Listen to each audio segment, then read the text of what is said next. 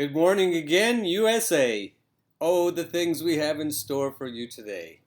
Besides good coffee, what do we have? Organic roasted mixed nuts, unsalted. Here you go. And let's start with Niko. He looks shaved and bathed. He said something about Mike Gravel's qualifying for the July debates. He was talking about doing the right thing, and it applies to everything, not just regarding politics. So let's jump right into that. We don't know what's going to come of it. We don't. But in 2015, we had no idea. When Bernie was asking us for his, our $5, $6, $7, whenever Bernie, we had no idea if that money was going to. We didn't know what the hell that meant. We damn sure didn't know it was going to mean a whole protest at the DNC convention because we figured out, we knew Bernie won. We didn't know it was going to end up there. We didn't know it was going. I donated like $5 whenever Bernie first announced, on top of working for the campaign. And I didn't know those $5 would lead to what we are seeing with Bernie Sanders today. I did not know that Tulsi Gabbard endorsing Bernie in 2016, leaving the vice chairwoman position, doing the right thing, would open her eyes, change her diametrically to such a degree where she said, I got to go fly to Syria myself to expose what's happening. Tulsi ends up exposing the fact that we are funding terrorists because of what started in that.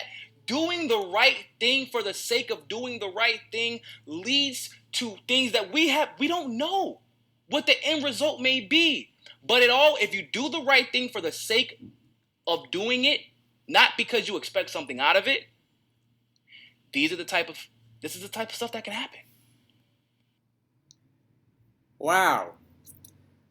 Now that leads to the idea that Jimmy Dore, of course, because Jimmy Dore has made a habit of doing the right thing, even though it costs him money, and he said that he's continually being attacked.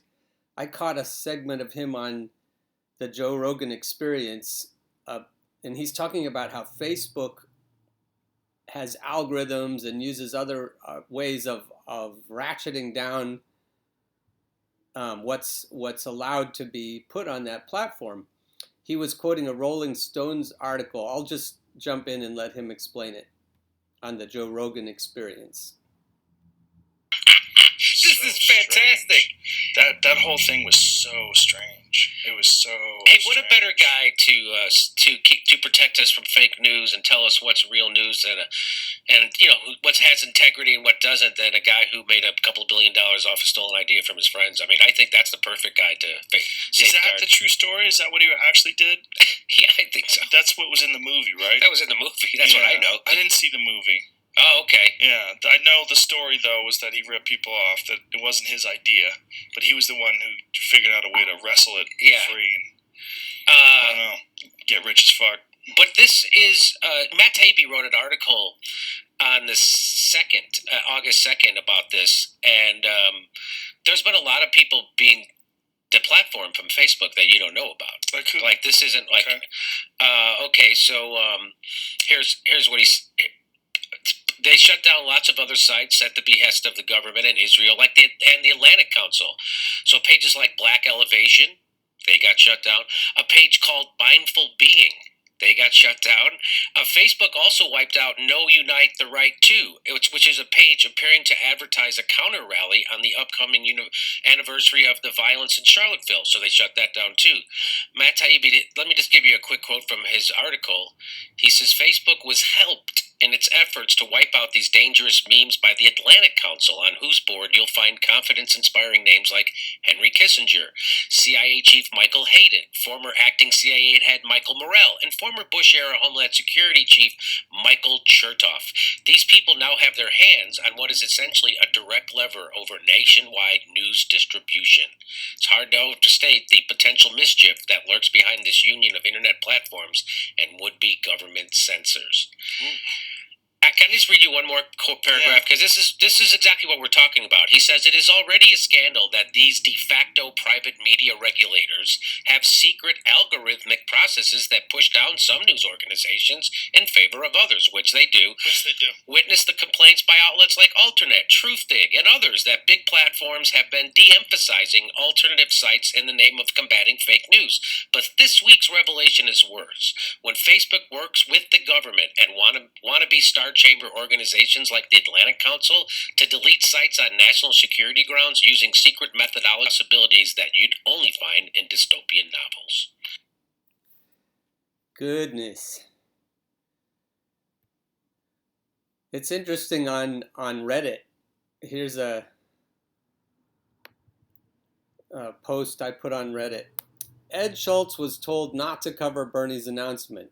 That was a clip that you can watch of the Bernie or Bust show. I can't remember which episode, but I featured a clip where Ed Schultz was telling from his new platform, RT, he was saying how he was fired from MSNBC shortly after he was frustrated by being told not to cover Bernie's presidential announcement I think it was in 2015.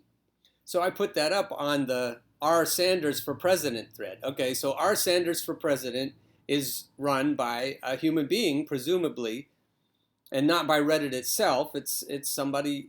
I've got some subreddits going. I have a new one I'll show you in a minute.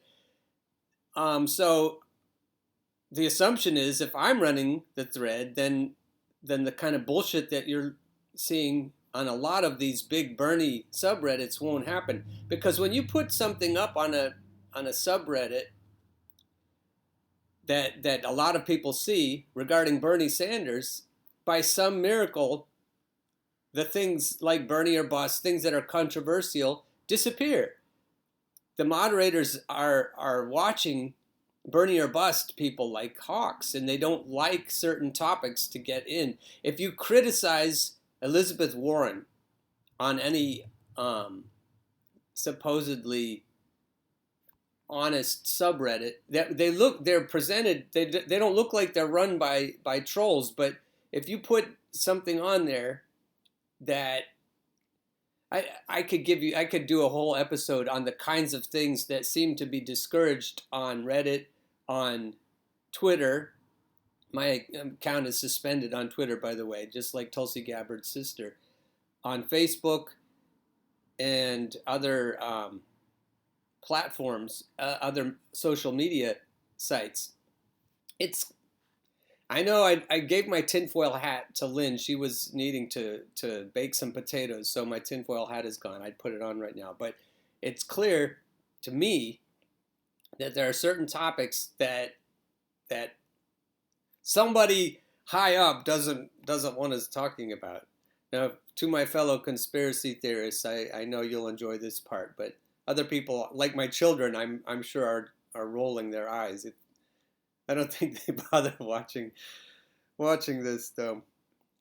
Anyway, what it says at the bottom of this thread is, this thread has been locked by the moderators. And that's what happens on the big threads. As soon as, especially if anyone comments, if 3 or 4 people comment right away and they can tell that it's going to go somewhere, bam, it gets locked. Here's a thread or a subreddit that I started. I noticed a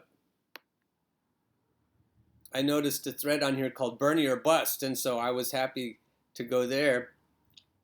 And what I found was that it wasn't supposed to be talking about the election. It was like, it's like weird how narrow it was supposed to be. So I said, okay, I'll start my own subreddit, and I called it Bernie or Bust 2020. So if you go to reddit.com/r/Bernie or Bust 2020, there's nobody on this yet. I just started it. So you can talk, I promise, you can talk about controversial stuff. I'll only shut you down if you are parroting what I see as hill bots. It's like the David Brock stuff when they were promoting the Bernie Bros narrative, when they were paid operatives, paid by David Brock, paid by the Third Way to go in there on Reddit and twist things around. And I can see it. I can see that it's still happening. And this is not a false conspiracy. This is a real conspiracy. If you're interested, I could go through what David Brock is up to. Anyway, jump in and join this subreddit if you get a chance. We'll have fun with it. So the last thing I'll say is do the right thing, like Niko said. It's just amazing what we can get done if we're more interested in doing the right thing than in conforming to what seems to be going on in the world. And until I see you tomorrow. Oh, my kids are coming. Ethan and Emma, they're going to be here. They're driving up today. So I haven't sprung this on Ethan yet, but I might try to get him to sing a song on the Bernie or Bust show. But until then, unshaved, unbathed, unscripted, unedited, fueled by coffee and all kinds of other tasty things.